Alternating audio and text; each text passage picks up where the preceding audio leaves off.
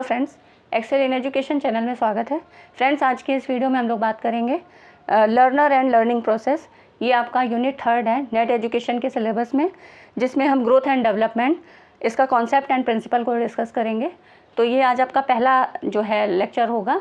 तो चैनल पे आप नए हैं तो सब्सक्राइब करिए, वीडियो पसंद आती है तो लाइक एंड शेयर ज़रूर करिएगा। आज हम इसके बेसिक कॉन्सेप्ट को डिस्कस करेंगे, जो कि एक स्टार्टिंग है और उसको आपको समझ लेना चाहिए। कई बार क्वेश्चंस यहाँ से भी बनते हैं, तो चैनल को सब्सक्राइब ज़रूर कर लीजिएगा और वीडियो पसंद आए तो लाइक एंड शेयर करिए। चलिए फ्रेंड्स, हम लोग देखते हैं वृद्धि और विकास की धारणा क्या है। तो मानव विकास की जो प्रक्रिया है वो गर्भाशय से ही चालू हो जाती है। अगर कभी आपसे पूछा जाता है कि बच्चे का विकास का मतलब कैसे शुरू होती है विकास की प्रक्रिया, तो वो उसके यूटेरस से ही शुरू हो जाती है और जब एम्ब्रियो जो है एकदम परिपक्व हो जाता है तभी बच्चे का जन्म होता है। तो बालक का जन्म गर्भधारण के 9 मास बीतने पे होता है और इसके बाद वो वृद्धि या विकास के दौर से गुजरते हुए एक परिपक्व व्यक्ति के रूप में ढल जाता है। तो इस तरह से मनोवैज्ञानिकों ने एक विशेष वर्ग ने विकास की प्रक्रियाओं पर 2 तरह से अपने विचार दिए। एक था मनोविश्लेषणवादी मतलब साइको एनालिटिक, और दूसरा था संज्ञानपरक कॉग्निटिव। और इनमें भी विचार जो मुख्य लोगों के थे वो थे सिगमंड फ्रायड का, पियाजे और ब्रूनर, जिसमें आपको जीन पियाजे का संज्ञानात्मक विकास का सिद्धांत पढ़ना है। जीन पियाजे की कॉग्निटिव थ्योरी ये आपके सिलेबस में है, कॉग्निटिव प्रोसेस एंड प्रिंसिपल। आगे देखते हैं। वैसे तो वृद्धि और विकास का प्रयोग शब्दों को सामान्य रूप से किया जाता है, मतलब एज ए सिनोनिम्स के फॉर्म में, लेकिन फिर भी अगर हम इसको मनोवैज्ञानिक दृष्टिकोण से देखते हैं, अपने एजुकेशन के एस्पेक्ट्स में देखते हैं, तो फिर भी इसमें अंतर है। वृद्धि से तात्पर्य है, यहाँ पे वृद्धि की बात कर रहे हैं तो इसमें आकार में परिवर्तन होता है, वजन और विस्तार तथा जटिलता की दृष्टि से बढ़त।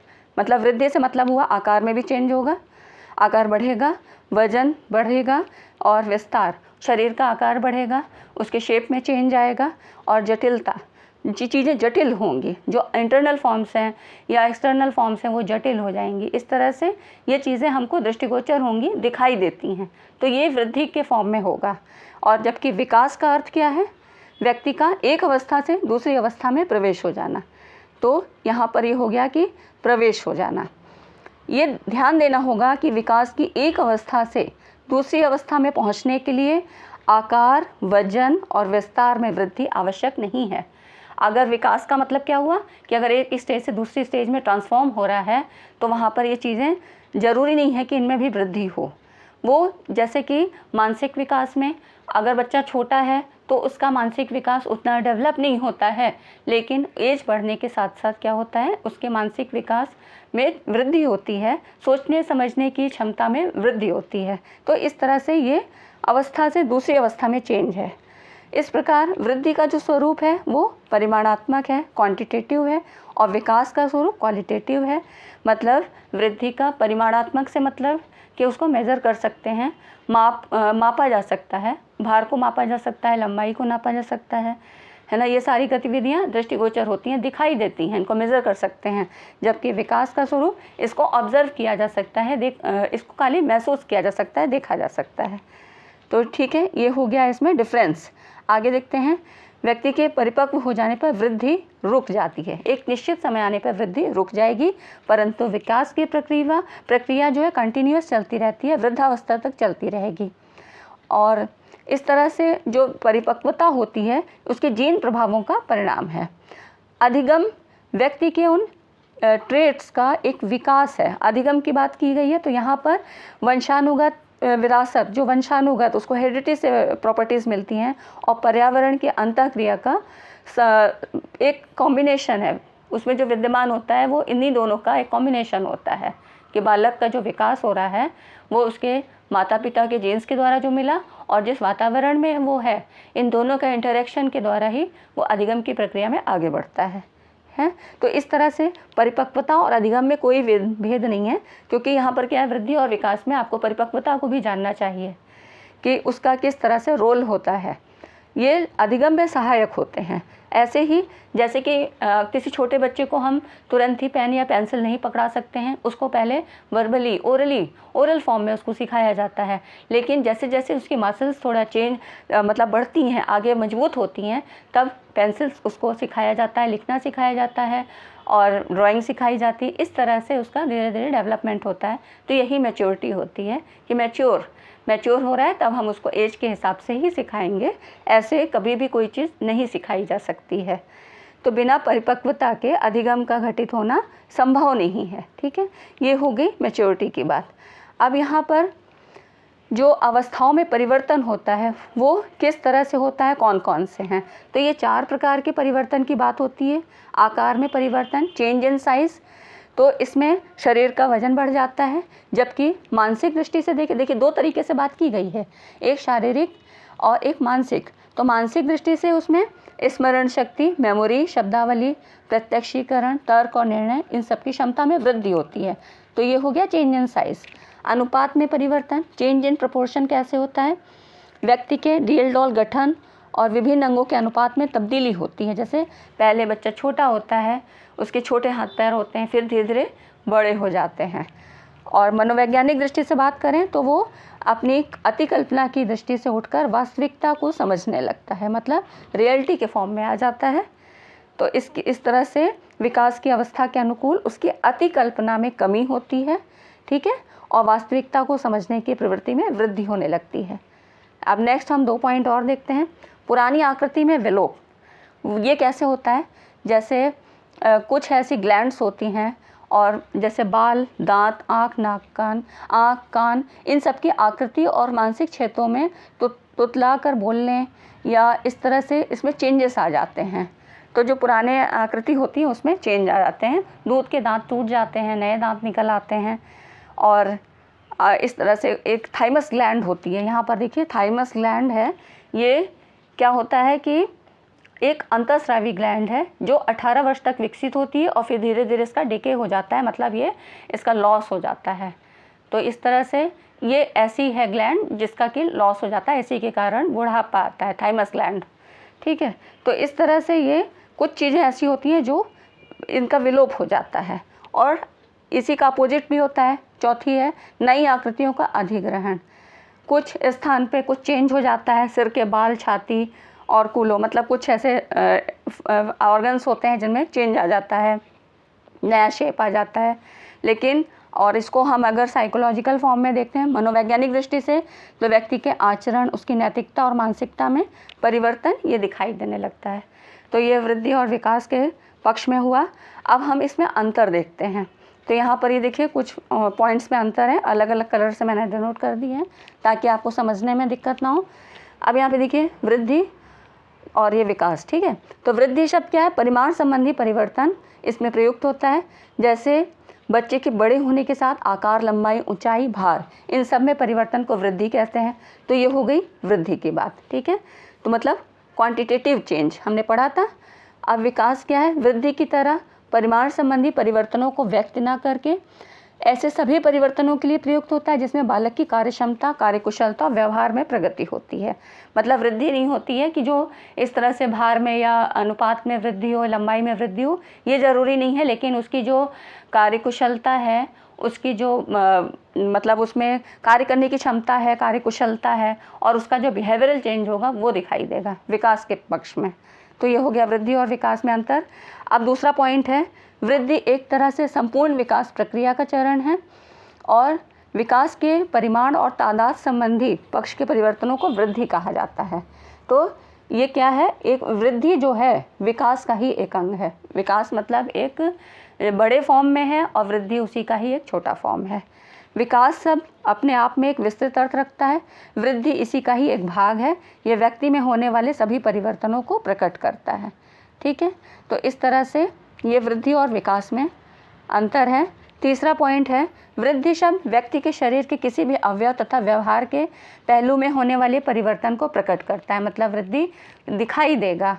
और जबकि विकास क्या है, अंग प्रत्यंग अथवा व्यवहार में ये परिवर्तन नहीं बल्कि व्यक्ति में आने वाले संपूर्ण परिवर्तन को इकट्ठे रूप में व्यक्त करता है। विकास का मतलब ये किसी भी पक्ष में हो सकता है, तो ये हमको दिखाई देगा। ये धीरे धीरे होता है, इसको मेज़र नहीं करेंगे, लेकिन ये इकट्ठे एक संपूर्णता के रूप में दिखाई देगा। वृद्धि की क्रिया चौथा पॉइंट है, आजीवन नहीं चलती है। और बालक द्वारा परिपक्वता ग्रहण करने के साथ साथ ये समाप्त हो जाती है वृद्धि की क्रिया, मतलब एक समय के बाद रुक जाती है। जबकि विकास क्या है, एक सतत प्रक्रिया है। वृद्धि की तरह बालक के परिपक्व होने पर ये समाप्त नहीं होती है बल्कि आजीवन चलती रहती है, कंटिन्यूअस प्रोसेस है। नेक्स्ट पॉइंट है, वृद्धि के फलस्वरूप होने वाले परिवर्तन बिना कोई विशेष प्रयास किए दृष्टिगोचर होते हैं, इन्हें मापा जा सकता है। पहले भी हमने पढ़ा कि वृद्धि में होने वाले परिवर्तन मेज़र कर सकते हैं। और विकास क्या है, वही है कि कार्यक्षमता, कार्यकुशलता और व्यवहार में आने वाले गुणात्मक परिवर्तनों को प्रकट करता है, मतलब क्वांटिटेटिव और क्वालिटेटिव जो हमने पढ़ा था वही चीज़ है। इन परिवर्तनों को प्रत्यक्ष रूप में मापना कठिन है और लेकिन इनका निरीक्षण मतलब ऑब्जर्वेशन किया जा सकता है। ठीक, वही चीज़ है।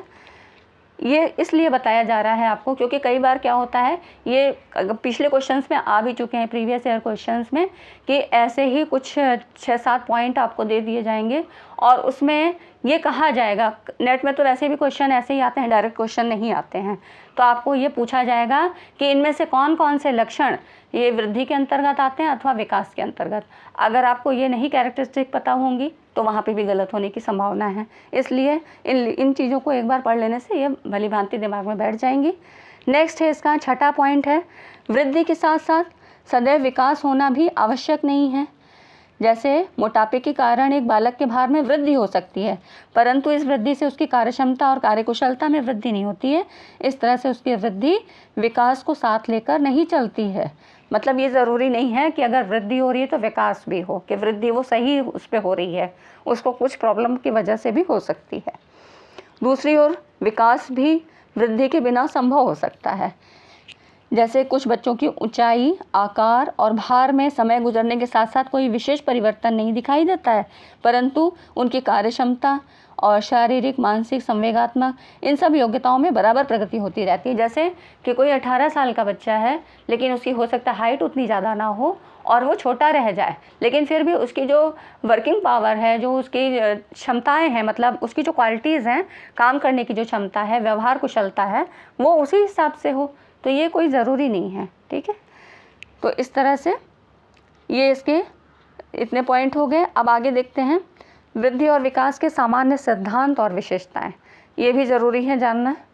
यहाँ पर देखिए, वृद्धि और विकास की प्रक्रिया सतत मतलब कंटिन्यूअस फॉर्म में होती है और ये मतलब व्यक्त और अव्यक्त दोनों ही रूपों में होती है। और इस निरंतरता के फलस्वरूप विकास कर्व मतलब एक जो कर्व बनता है वो संभव होता है और भावी वृद्धि के बारे में अनुमान लगाया जा सकता है कि जैसे एक बच्चे का जो शुरू में जो है डेवलपमेंट हो रहा है, उसकी एज के हिसाब से उसका वेट क्या है, उसकी हाइट क्या है, इस अकॉर्डिंग अनुमान लगाया जा सकता है कि इस एज में उसका ये जो ग्रोथ है वो सही रहेगा, इसी प्रोपोर्शन में रहेगा। ठीक है, तो इसी यही कहा गया है कि अनुमान भावी वृद्धि के बारे में। दूसरा पॉइंट है विकास की प्रक्रिया कंटिन्यूअस होने के साथ साथ विकास की कुछ अवस्थाओं में तेज हो जाती है। जैसे बालक अपने प्रथम वर्ष में ऊंचाई की दृष्टि से बड़ी तेज़ी से बढ़ता है, परंतु धीरे धीरे कम हो जाती है। और यही बात उसके बाकी चीज़ों में भी होती है कि भाषा विकास है, मतलब शब्दावली और कल्पनाशीलता के बारे में भी पहली 5 वर्ष की आयु और बाद की 7 वर्ष की आयु के बारे में कहा जा सकता है। कहते भी हैं कि जो शैशवावस्था होती है इसमें बालक तेज़ी से सीखता है, बाल्यावस्था, शैशवावस्था, इनमें तेज़ी से सीखने की कोशिश करता है, उसका जो एडाप्टिंग पावर होता है इन एज में ज़्यादा होता है। तो यही यहाँ पर बताया गया है। और तीसरा है, ये मतलब सिद्धांत और कैरेक्टरिस्टिक हम बराबर पढ़ रहे हैं आपके नेट के पॉइंट ऑफ व्यू से, है ना। तो इन चीज़ों को आप समझते हुए चलिए और वीडियो पसंद आ रही है तो लाइक ज़रूर करिए।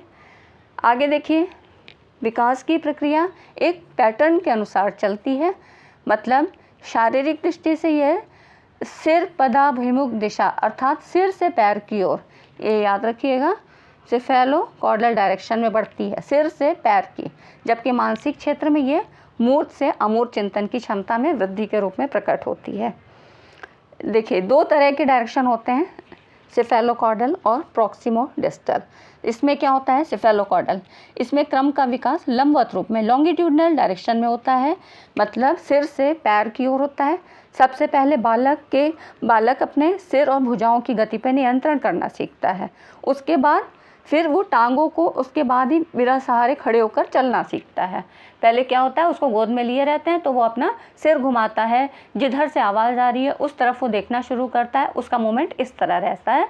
फिर धीरे धीरे वो अपने पैरों को पकड़ के, मतलब हाथ से थोड़ा पकड़ के सहारा लेकर चलता है, धीरे धीरे वो अपने सहारे पे खड़ा होना सीखता है। ये मतलब है सेफेलोकॉर्डल, ये हो गया, इसमें लॉन्गिट्यूडनल डायरेक्शन है। और प्रॉक्सिमो डिस्टल जो है, इसमें विकास का क्रम केंद्र से प्रारंभ होता है और बाहरी विकास होता है।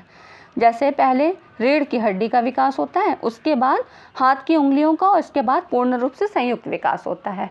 एक मतलब क्योंकि जो स्पाइनल कॉर्ड होती है उसी पे पूरा लोड होता है, तो पहले उसका विकास होगा, उसके बाद धीरे धीरे वो हाथ की उंगलियों, मतलब हाथ का धीरे धीरे मूवमेंट करता है, फिर वो अपनी उंगलियों से उनको वर्किंग फॉर्म में लाता है, उससे पकड़ने की कोशिश करता है, वस्तुओं को पकड़ने की, छूने की, ऐसे कोशिश करता है। तो यही हो गया कि केंद्र से प्रारंभ हुआ और दूर तक गया।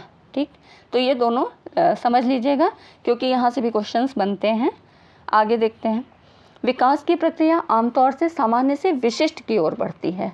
जैसे व्यक्ति पहले पूरे समूह का प्रत्यक्षीकरण करता है, और मतलब उसमें क्या होता है, सामान्य से विशिष्ट की ओर, कि पहले तो उसको लगता है कि जैसे कह दिया जाए कि ये काला डॉग है, ये डॉग है, लेकिन अगर उसके सामने कोई भी काला जानवर आ जाएगा तो वो सबको डॉग ही कहेगा।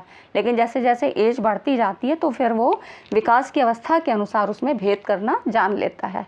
इस पूरे पॉइंट का यही मतलब है, सामान्य से विशिष्ट की ओर।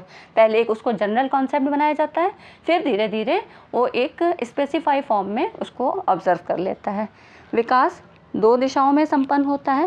पहला है मैच्योरेशन की दिशा में, जिसमें व्यक्ति की शारीरिक और मानसिक योग्यता में स्पष्ट रूप से देखा जा सकता है। मतलब मैच्योरिटी दो फॉर्म में ही होती है। जैसे शारीरिक रूप से वही बताया था मैंने कि हाथ की अगर मांसपेशियां उतनी मजबूत होंगी तभी बच्चा लिख पाएगा, उसको पहले से अगर हम पेंसिल दे दें तो वो नहीं कर पाएगा। दूसरा है अधिगम की दिशा में, व्यक्ति को सीखने संबंधी क्षमता के विकास द्वारा परिलक्षित होती हैं। तो इस तरह से विकास दो दिशाओं में संपन्न होता है। इन दोनों ही दिशाओं में होने वाले विकास परस्पर संबंधित है। मतलब कि अगर बिना मैच्योरिटी के अगर ये सोचा जाए कि लर्निंग हो पाएगी तो नहीं है, मुश्किल है।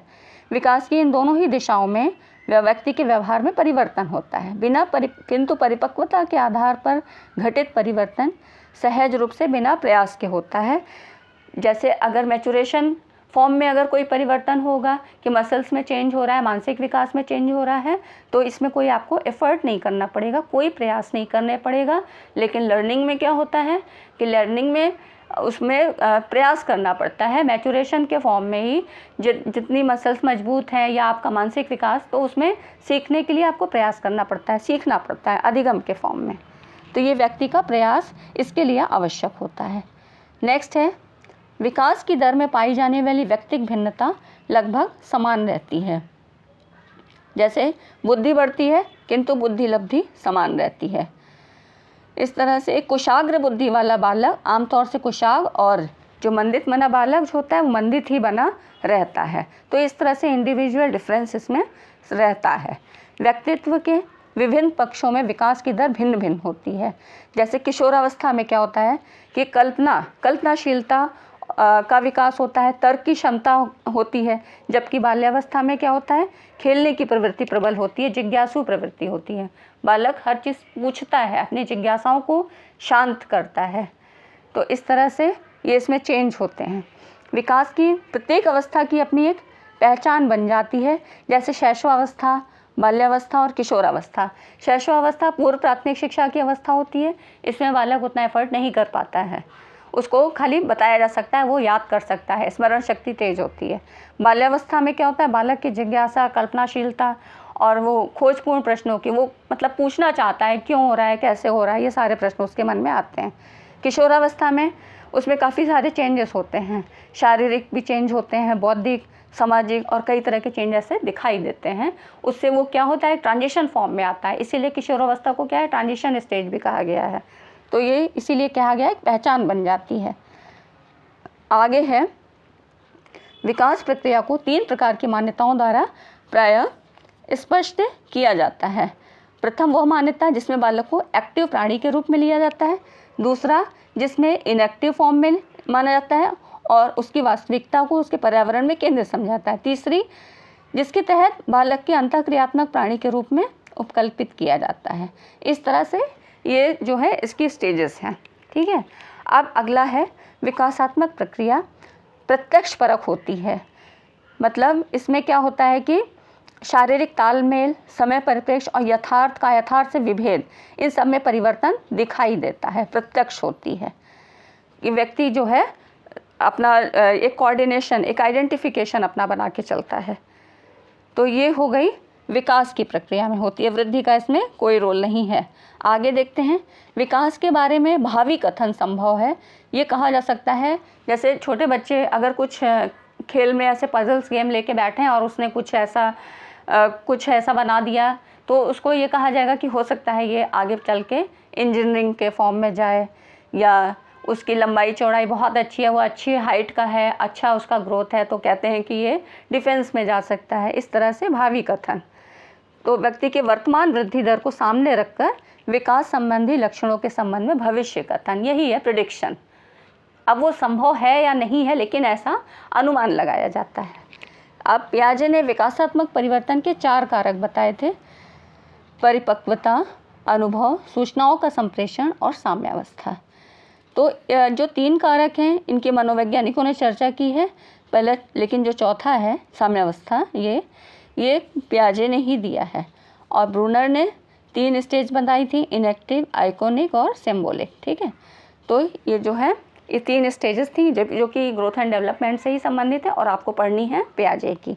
तो अगली वीडियो जो हमारी आएगी उसमें हम स्टेज ऑफ डेवलपमेंट एस्पेक्ट्स, मतलब वृद्धि और विकास के जो विभिन्न पक्ष हैं, इनको थोड़ा डिस्क्रिप्शन लेंगे इनका, और उसके बाद फिर आपका जो है कॉग्निटिव प्रोसेस। तो इस तरह चैनल पे आप बने ज़रूर रहिए, और वीडियो पसंद आए तो लाइक एंड शेयर ज़रूर करिएगा। Thanks for watching this video.